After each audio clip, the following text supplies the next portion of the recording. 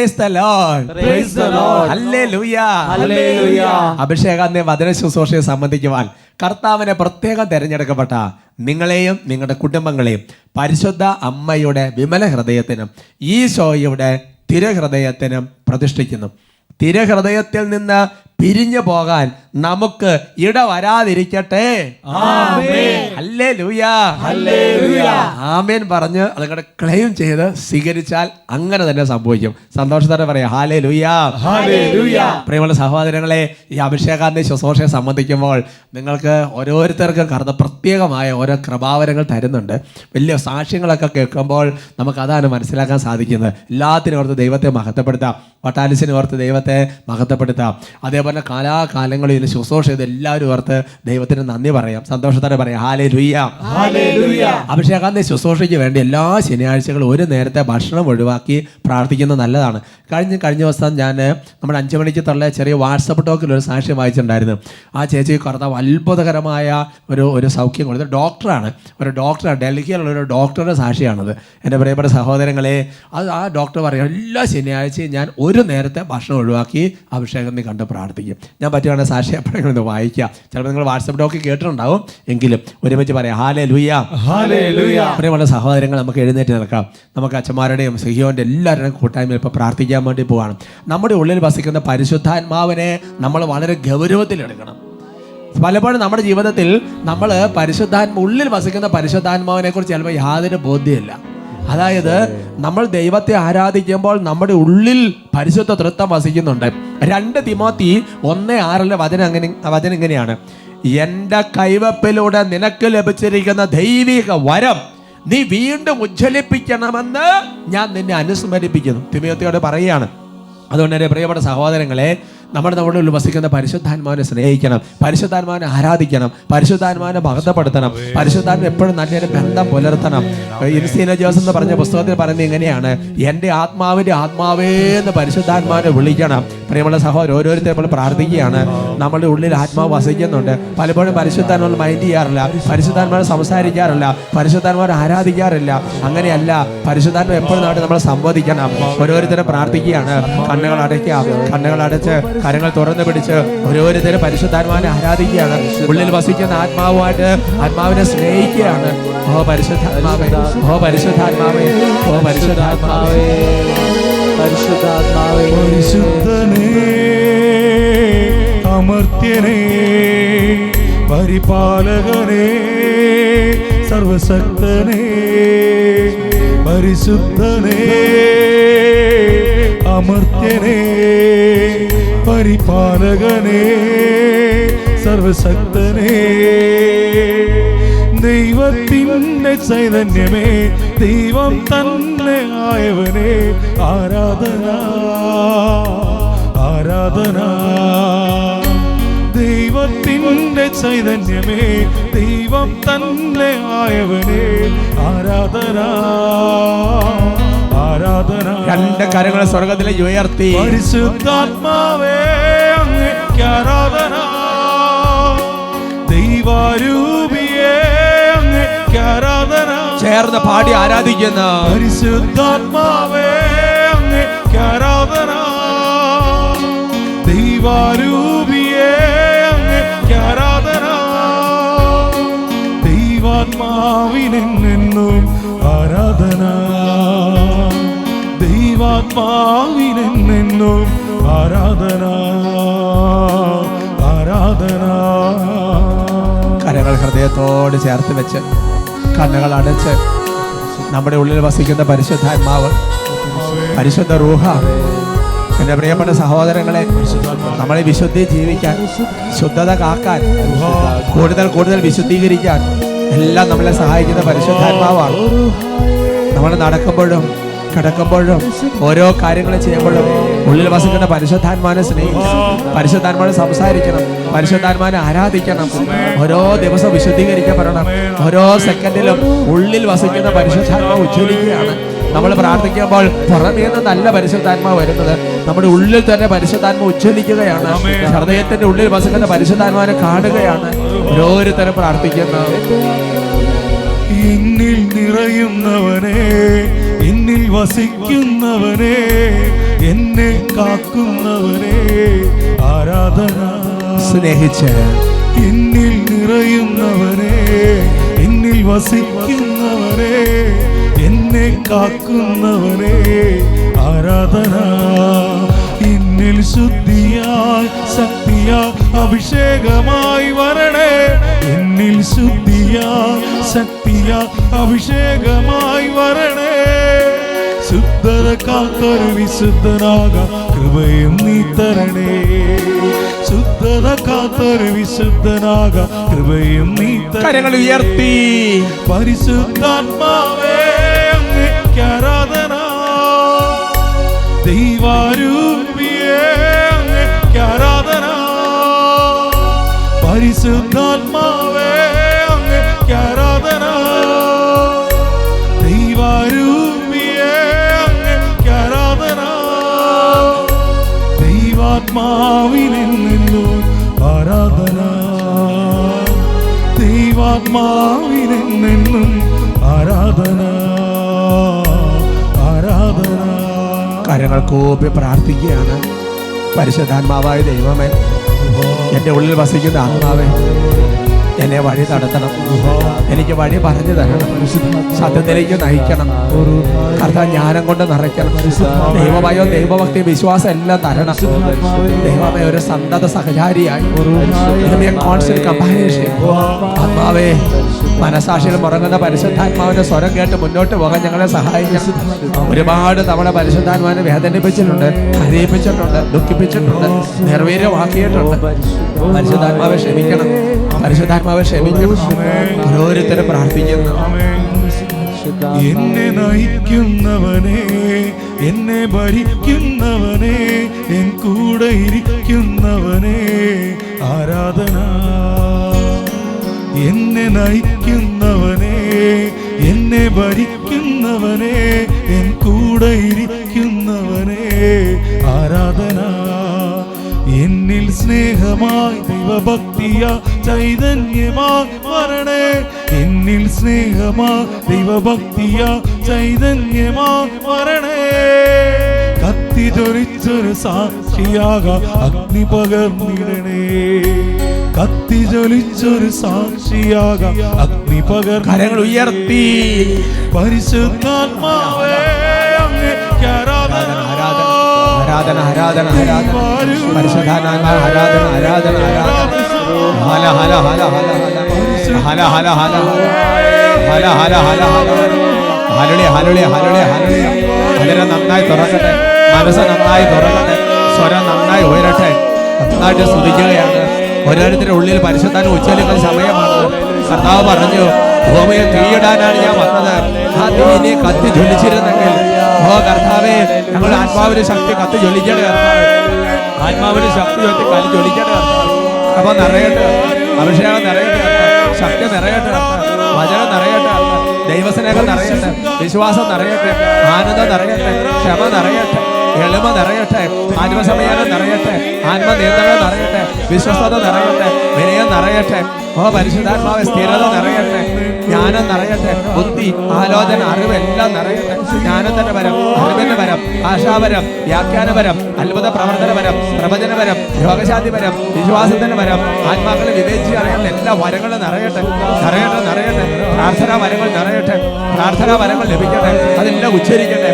എല്ലാം പരിശുദ്ധാത്മാവിൻ്റെതാണ്. ചോദിക്കുക മാത്രം ചെയ്യുക, ചോദിക്കുക മാത്രം ചെയ്യുക. അളന്നല്ല കൊടുക്കുന്നത്. എഫേസോസ് 3:20 അളവ് കൂടാതെയാണ് കൊടുക്കുന്നത്, അളവ് കൂടാതെയാണ് കൊടുക്കുന്നത്. ദാഹിച്ചാൽ മതി, ചോദിച്ചാൽ മതി, അളവ് കൂടാതെ കൊടുക്കാം. ആത്മാവിന്റെ അഭിഷേകങ്ങൾ ഉച്ചരിക്കട്ടെ. നിന്റെ ഉള്ളിൽ തന്നെ ധീരതകൾ പൊട്ടി പുറപ്പെടും. ഹൃദയത്തിൽ നിന്ന് നീർച്ചാലുകൾ ഒഴുകും. വലിയ കൃപയുടെ അഭിഷേകം ജ്വലിക്കട്ടെ. മനസ്സിന് നല്ല ധൈര്യം ഉണ്ടാകട്ടെ, ശാന്തതയും സമാധാന സ്വസ്ഥത ഉണ്ടാകട്ടെ. ദൈവമേ, നല്ലൊരു കുടുംബജീവൻ നയിക്കാൻ കൃപ നൽകണമേ, നല്ലൊരു സമർപ്പണ ജീവൻ നയിക്കാൻ കൃപ നൽകണമേ. ദൈവമേ, മക്കളെ നന്നായി നോക്കി വളർത്താൻ കൃപ നൽകണമേ. മധ്യസ്ഥ പ്രാർത്ഥനയ്ക്കുള്ള വരങ്ങൾ നിറയട്ടെ കർത്താവേ, വചനം പഠിക്കാനുള്ള കൃപ നിറയട്ടെ കർത്താവേ. വെളുപ്പിനെ എഴുന്നേൽക്കാനുള്ള കൃപ ഉജ്ജ്വലിക്കട്ടെ കർത്താവേ. എല്ലാ ദിവസവും വിശുദ്ധ കുർബാനയ്ക്ക് കൃപ ലഭിക്കട്ടെ കർത്താവേ. അടുക്കള സംസാരിക്കാനുള്ള കൃപ ലഭിക്കട്ടെ കർത്താവേ. ആരാധന ആരാധന ആരാധന. ദൈവമേ, വർഷത്തിൽ പലതവണ ധ്യാനത്തിനൊക്കെ പോകാനുള്ള സാഹചര്യങ്ങൾ ഒരുക്കണമേ പരിശുദ്ധാത്മാവേ. ആരാധന ആരാധന. മണിക്കൂറുകൾ ആരാധനയ്ക്ക് ഉപരിച്ച് കൃപ നിറയട്ടെ കർത്താവേ. ആരാധന ആരാധന ആരാധന ആരാധന സ്വയ ആരാധന സ്വയ ആരാധന. പരിശുദ്ധാത്മാവായ ദൈവമേ, ഇവരെ മനസ്സുകൊണ്ട് ആഗ്രഹിച്ചതെല്ലാം ചെയ്തു കൊടുക്കണമേ. മധ്യസ്ഥം വഹിച്ച് പ്രാർത്ഥിക്കുന്നു. ഇന്നലെ അഭിഷേകാന്നയ്ക്ക് വേണ്ടി ഒരുപാട് കർത്താവ് മനുഷ്യടുത്ത് ഉപവാസങ്ങൾ അവിടെ നിന്ന് ഉറക്കണം. കർത്താവേ,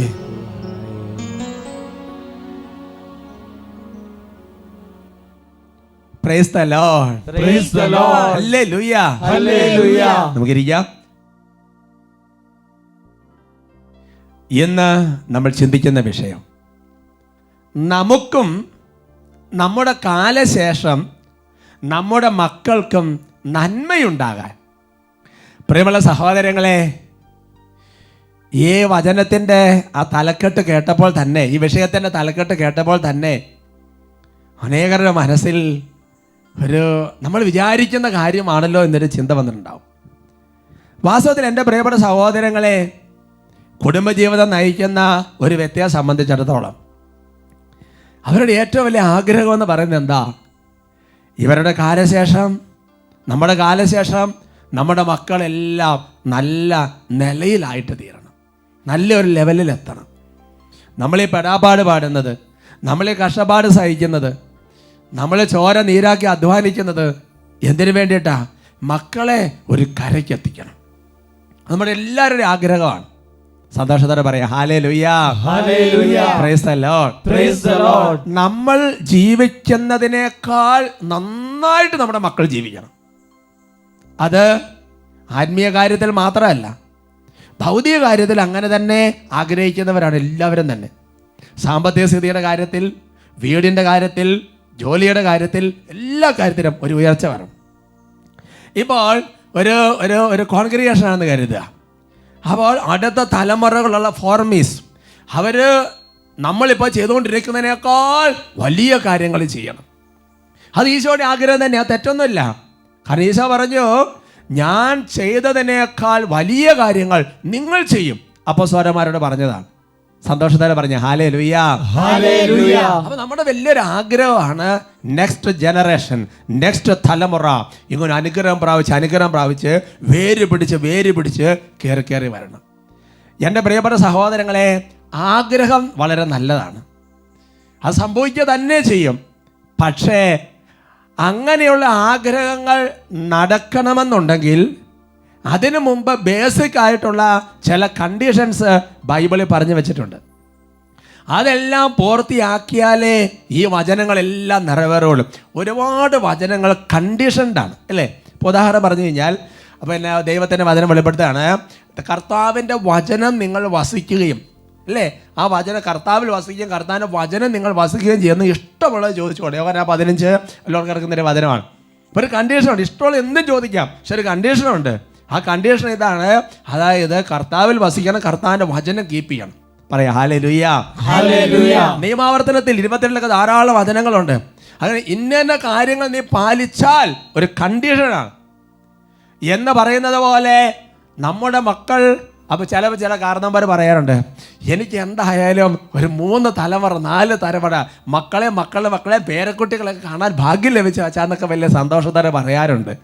എൻ്റെ പ്രിയപ്പെട്ട സഹോദരങ്ങളെ, അതെല്ലാം കണ്ട് അവരുടെ എല്ലാ വിധത്തിലുള്ള സമൃദ്ധി കണ്ട് സന്തോഷിച്ച് ദൈവത്തെ മഹത്വപ്പെടുത്തി സ്വർഗത്തിലേക്ക് പോകണമെങ്കിൽ മുൻ തലമുറകൾക്കുണ്ടായിരുന്നതും ഈ തലമുറകളിൽ ഇല്ലാതെ പോകുന്നതുമായ ചില കാര്യങ്ങൾ ദൈവത്തോട് നിക്ഷേപിക്കാൻ വേണ്ടി പ്രാർത്ഥിക്കണം.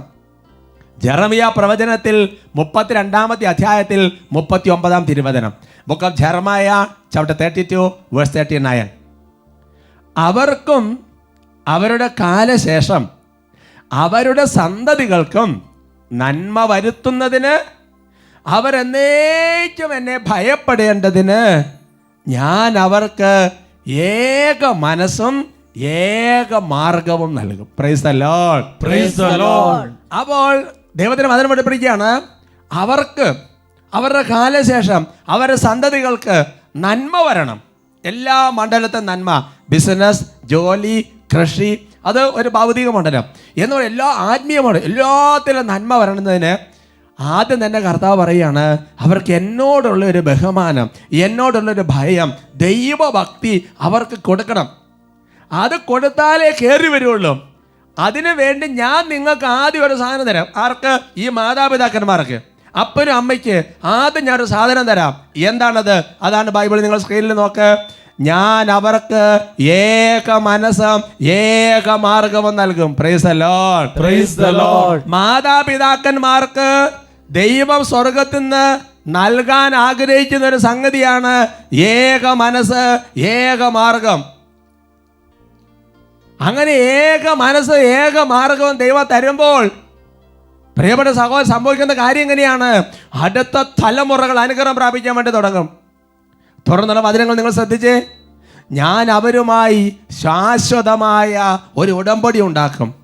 അവർക്ക് നന്മ ചെയ്യുന്നതിൽ നിന്ന് ഞാൻ പിന്തിരിയുകയില്ല. അവർ എന്നിൽ നിന്ന് പിന്തിരിയാതിരിക്കാൻ എന്നോടുള്ള ഭക്തി ഞാൻ അവരുടെ ഹൃദയത്തിൽ നിക്ഷേപിക്കും. അവർക്ക് നന്മ ചെയ്യുന്നതിൽ ഞാൻ സന്തോഷിക്കും. പൂർണ്ണ ഹൃദയത്തോടും പൂർണ്ണ മനസ്സോടും കൂടെ ഞാൻ അവരെ ഈ ദേശത്ത് നട്ടു വളർത്തും. ഹല്ലേലൂയാ. Hallelujah. ഇന്നത്തെ സ്ഥിതി വളരെ പരിതാപകരമാണ്. അതായത് ശരിക്കും പറഞ്ഞാൽ ബിസിനസ് അത് അപ്പൻ കുടുംബത്തിൽ മക്കളെ ഏൽപ്പിച്ചു, പക്ഷെ അവർക്ക് അതിനകത്ത് വേര് പിടിക്കാൻ പറ്റുന്നില്ല, വേര് പിടിച്ച് കയറി വരുന്നില്ല. ഒരുപാട് സ്ഥലമുണ്ട്, കാര്യം മക്കൾക്കത് കൊടുത്തു, പക്ഷെ വേര് പിടിക്കാൻ പറ്റുന്നില്ല, വേര് പിടിക്കാൻ പറ്റുന്നില്ല. എൻ്റെ പേര് ഒരു ഉയർച്ച ഉണ്ടാകുന്നില്ല. പക്ഷെ ദൈവത്തിന് അതിനെന്താ പഠിപ്പിക്കുന്നത്? അവർ വേര് പിടിക്കും. എന്നിട്ട് മാത്രമല്ല, അവർ എന്നിൽ നിന്ന് പിന്തിരിഞ്ഞൊരിക്കലും പോകാതിരുന്നാലേ അവർ അനുഗ്രഹം പ്രാപിക്കുകയുള്ളൂ. അതുകൊണ്ട് ദൈവഭക്തി ഞാൻ അവർ ഹൃദയത്തിൽ നിക്ഷേപിക്കും. എന്തൊക്കെ സംഗതികളാ! നന്മ ചെയ്ത് ഞാൻ പിന്തിരിയുകയല്ല, ഞാൻ സന്തോഷിക്കും. എൻ്റെ സഹോദരങ്ങൾ, അതുകൊണ്ട് ഒരു കാര്യം നമ്മൾ മനസ്സിലാക്കണം. അതിതാണ്, നമ്മുടെ വരും തലമുറകൾ മക്കൾ അനുഗ്രഹം പ്രാപിക്കണമെന്നുണ്ടെങ്കിൽ വിവാഹ ഉടമ്പടിയുടെ സമയത്ത് വരെയുണ്ട്. അവർ ഇനി മുതൽ 2 അല്ല 1 ആയിരിക്കും. അവർ ഇനി മുതൽ 2 അല്ല 1 ആയിരിക്കും. ഏക മനസ്സും ഏക മാർഗവും ഉള്ള കുടുംബങ്ങളിലാണ് മക്കളുടെ അടുത്ത തലമുറ അനുഗ്രഹം പ്രാപിച്ച് വരികയുള്ളൂ. അവരാണ് വേര് പിടിച്ച് വരികയുള്ളൂ. അവരുടെ ഹൃദയത്തിലാണ് ദൈവഭക്തി ദൈവം നിക്ഷേപിക്കുന്നത്. അവരിൽ നിന്ന് അവർ ദൈവത്തെ പിന്തിരിയാതിരിക്കാൻ ദൈവത്തോട് ഭയം നിക്ഷേപിക്കുന്നത്. അവർക്ക് പറഞ്ഞ ഹല്ലേലൂയാ. Hallelujah. ഒരു പക്ഷേ ഇവരുടെ കുട്ടികളുടെ കാര്യങ്ങൾ ഒരുപാട് കൈകാര്യം ചെയ്യുന്ന സൈക്കോളജിക്കലായിട്ടുള്ള കൗൺസിലിംഗ് കൊടുക്കുന്ന ആൾക്കാരുണ്ടാകാം, ധ്യാന കേന്ദ്രങ്ങൾ ആത്മീയ സ്പിരിച്വൽ ഷെയറിംഗ് നടത്തുന്നവരുണ്ടാവാം, ഒരുപക്ഷെ സ്കൂളിലൊക്കെ പഠിപ്പിക്കുന്ന ഒരുപാട് ടീച്ചേഴ്സ് ഉണ്ടാകാം. നിങ്ങൾക്കറിയാം പ്രിയപ്പെട്ട സഹോദരങ്ങളെ, അപ്പനും അമ്മയും വേർപെട്ട് ജീവിക്കുന്ന അപ്പനും അമ്മയ്ക്ക് ഒരേ മനസ്സല്ലാത്ത കുടുംബങ്ങളിൽ വളർന്നു വരുന്ന മക്കൾ എത്രമാത്രം കോംപ്ലിക്കേറ്റഡ് ആണെന്ന് എൻ്റെ പ്രിയപ്പെട്ട സഹോദരങ്ങളെ നമുക്കറിയാം. ഒരുമിച്ച് പറഞ്ഞ ഹല്ലേലൂയാ. Hallelujah. സന്തോഷത്തോടെ പറയാം ഹല്ലേലൂയാ. Hallelujah. എൻ്റെ സഹോദരൻ, നമുക്ക് ഏക മനസ്സ് ഏക മാർഗം അല്ലാത്തടത്ത് ഒരിക്കലും ഉയർച്ച വരാൻ അത്ര എളുപ്പമല്ല. അവിടെ ആ ഒരു ഉയർച്ചയുടെ എല്ലാ തരത്തിലുള്ള വേഗതകളും കുറയും. ഞാനൊരു ഉദാഹരണം പറഞ്ഞാൽ നിങ്ങൾക്കത് കുറച്ച് നന്നായിട്ട് ക്ലിയർ ആവും. ഞാൻ ശരിക്കും പറഞ്ഞാൽ എൻ്റെ ഒറിജിനൽ ജന്മനാട് എന്ന് പറയുന്ന പാലായാണ്. അതിനുശേഷം അപ്പൻ്റെ അമ്മയുടെ കാലത്ത് അട്ടപ്പാടിയിൽ തൃത്വമല എന്ന് പറയുന്ന ഇടവകയിൽ അങ്ങനെയാണ് കുടിയേറി പാർത്ത് അവിടെയാണ് താമസം. ആദ്യം കുറച്ച് അപ്പുറത്തായിരുന്നു, അതിനുശേഷം പിന്നെ ഇവിടേക്ക് താമസിച്ചു. അപ്പോൾ ഞാൻ ഓർക്കാണ് തൃത്വമല പള്ളി. ആ തൃത്വമല പള്ളിയിൽ പണ്ട് ഞങ്ങൾക്ക് പെരുന്നാളിന് ഈ കൊടിയേറ്റാനായിട്ട്, അങ്ങനെ അന്നത്തെ കാലത്ത് കൊടിയേറ്റുന്ന കൊടിമരം അങ്ങനത്തെ സംഗതികളൊന്നും ഇല്ല. അന്ന് കൊടിമരം എന്ന് പറയുന്നത് എന്താണെന്നറിയാവോ? അയലോക്കത്തെ ആ വീടുകൾ ആരുടെ വീട്ടിലാണ് ഏറ്റവും വലിയ കവുങ്ങുള്ളത് അതായിരിക്കും കൊടിമരം. ഞാൻ ഓർക്കാണ് അന്നത്തെ കാലത്ത് 10ാം ക്ലാസ്സിലൊക്കെ പഠിക്കുന്ന 10ാം ക്ലാസ് കഴിഞ്ഞ കുട്ടികളാണ് ഈ കവുങ്ങ് വെട്ടാൻ വേണ്ടി പോണത്. കവുങ്ങെന്നൊക്കെ പറഞ്ഞ് നിങ്ങൾക്ക് പലർക്കും മനസ്സിലാകാൻ സാധ്യതയില്ല, എങ്കിൽ പോലും പഴയ കാരണന്മാർക്കത് മനസ്സിലാവും. ഞാൻ ഓർക്കാണ്, അപ്പോൾ ഞാനന്ന് ഡിഗ്രിക്ക് പഠിക്കുന്ന സമയമാണ്. അപ്പോൾ എൻ്റെ കവുങ്ങ് വെട്ടേണ്ട പ്രായമൊക്കെ കഴിഞ്ഞു. അപ്പോൾ ഞാനന്ന് കാറ്റഗറിസൺ ടീച്ചറാണ്. ഞാൻ ഡിഗ്രി കഴിഞ്ഞിട്ടാണ് സെമിനാരി ചേരുന്നത്. അന്ന് ഞാൻ ഓർക്കാണ്, ഈ തോരണമൊക്കെ ഒട്ടിക്കാൻ വേണ്ടി ഗ്രൗണ്ടിൽ ഇങ്ങനെ തോരണങ്ങളൊക്കെ റെഡിയാക്കിക്കൊണ്ടിരിക്കുന്ന സമയത്ത് കവുങ്ങ് വെട്ടാൻ വേണ്ടി ഒരു 10-25 കുട്ടികൾ പോയി.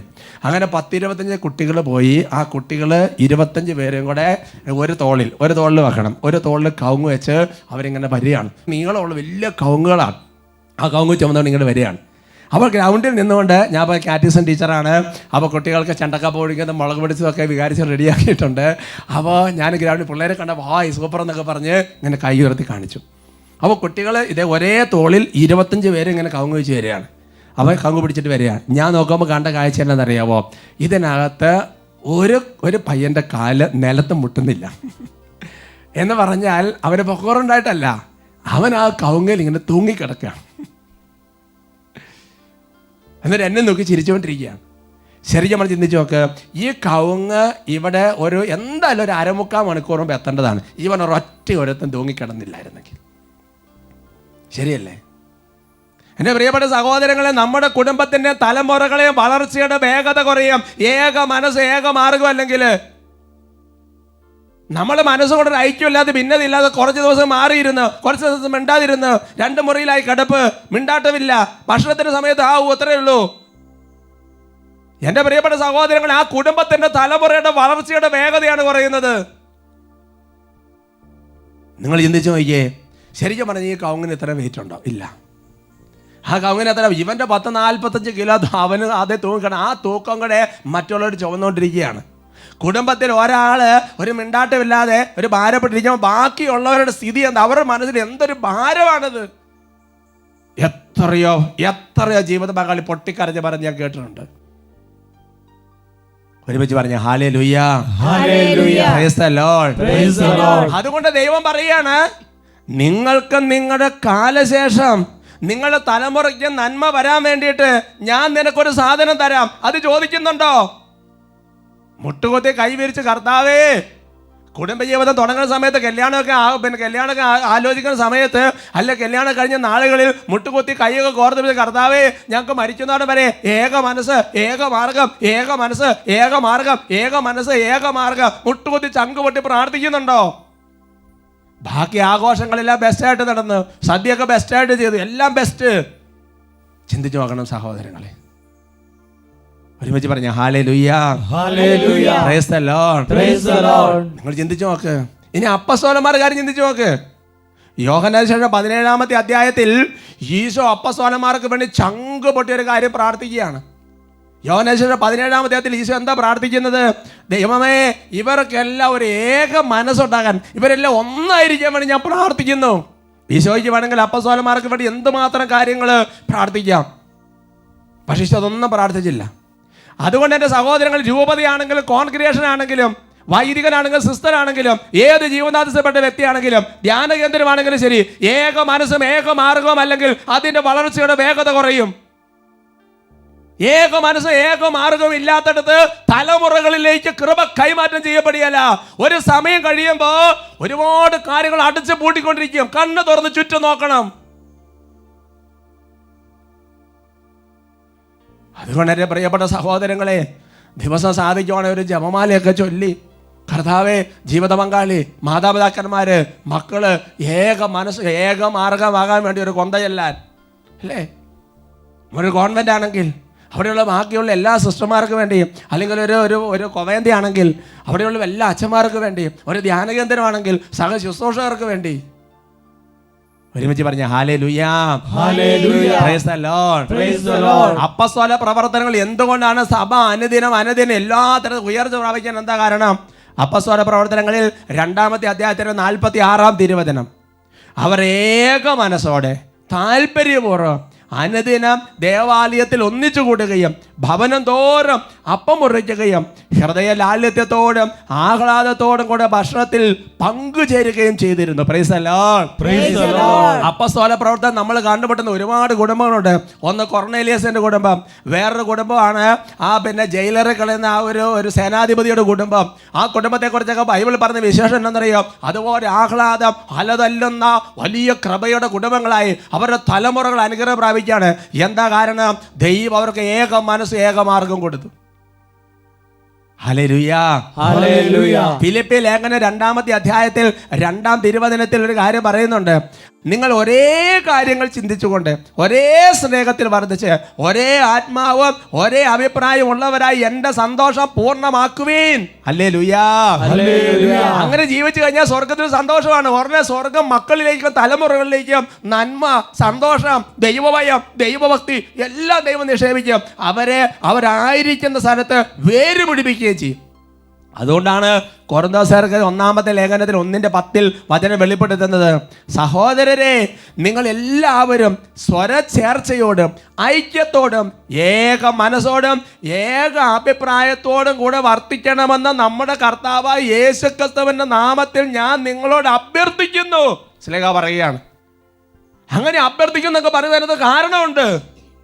ഇല്ലെങ്കിൽ ഒരു തലമുറ കഴിയുമ്പോൾ ഒരുപാട് കാര്യങ്ങൾ അന്യം നിന്ന് പോകും. പ്രിയപ്പെട്ട സഹോദരങ്ങളെ, ഒരുമിച്ച് പറഞ്ഞ hallelujah, hallelujah. Praise the Lord, praise the Lord. Hallelujah, hallelujah. അതുകൊണ്ട് ജോലിയാണ്, തിരക്കാണ്, തമ്മിൽ മിണ്ടാൻ സ്നേഹം, തമ്മിൽ മിണ്ടാൻ സമയമില്ല, 100 കാര്യങ്ങൾ, വ്യഗ്രത, അത് ഇത് എന്തെങ്കിലും കാണിക്കുമെന്ന് പറഞ്ഞ് നടന്നാൽ എൻ്റെ സഹോദരങ്ങൾ അടുത്ത തലമുറ കൈവിട്ട് പോവാണ്.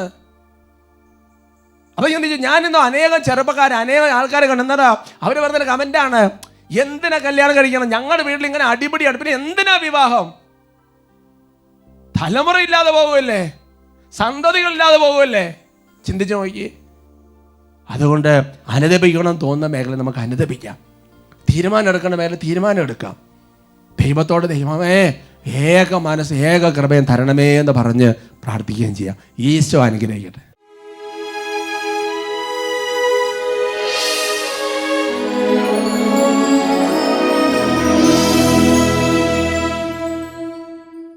ദൈവത്തിൻ്റെ വചനം നമുക്ക് ഓർക്കാം. ആദിയിൽ ഭൂമി രൂപരഹിത ശൂന്യവുമായിരുന്നു. വെള്ളത്തിന് മീതെ ദൈവത്തിൻ്റെ ചൈതന്യം ചലിച്ചുകൊണ്ടിരുന്നു.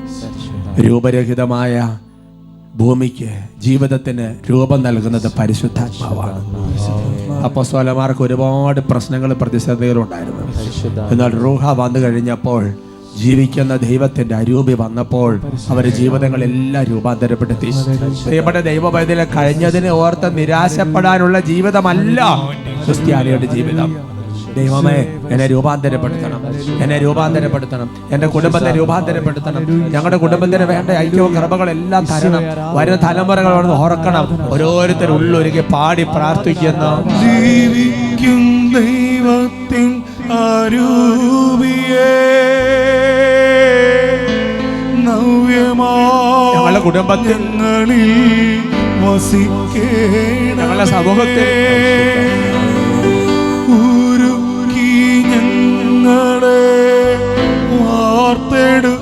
ഐക്യം നൽകണമേ, ഐക്യം നൽകി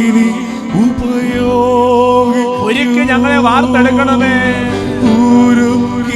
ഞങ്ങളെ വാർത്തെടു, സ്നേഹം നിറയ്ക്കണമേ, നിൻ സ്നേഹം നിറച്ചു നീ ദാഹിച്ച് പ്രാർത്ഥിക്കുന്നു.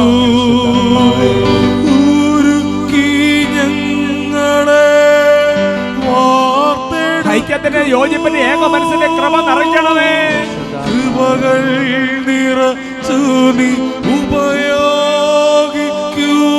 കാര്യങ്ങൾ ഉയർത്തി വിളിക്കുന്നു.